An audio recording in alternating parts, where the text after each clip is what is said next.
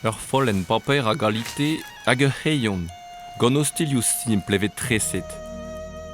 Ur gwir passion neo evit mestre ar gwerchioù. An da ez an doaret evit doume da chapi en tamik eus ar bet, an da ez ur sort yoga ben a fin.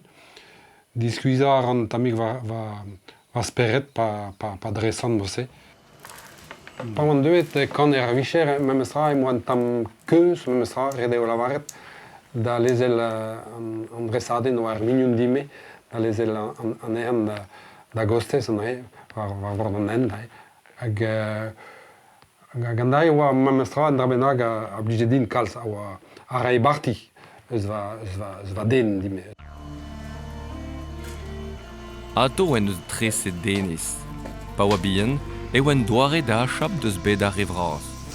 Temouzo, a deu ingal, ato e gwen a du, ato gant stum ou geometrik piz.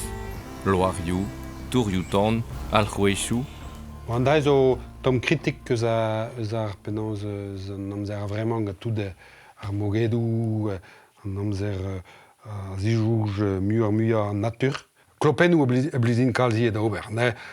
A la kandu da zouj pa vel an vasresadennoù da nankou. An da an tamik gwerchioù treset an da hen tu benag.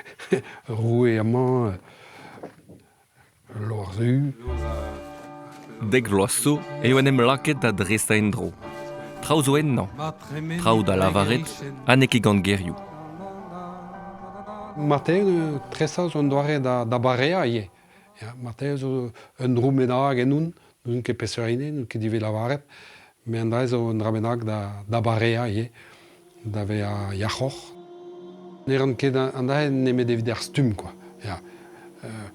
Memeus un drabenag da lavaret. Drean va zresadennoù, evel meus traoù da lavaret ie dre ar gwerchioù.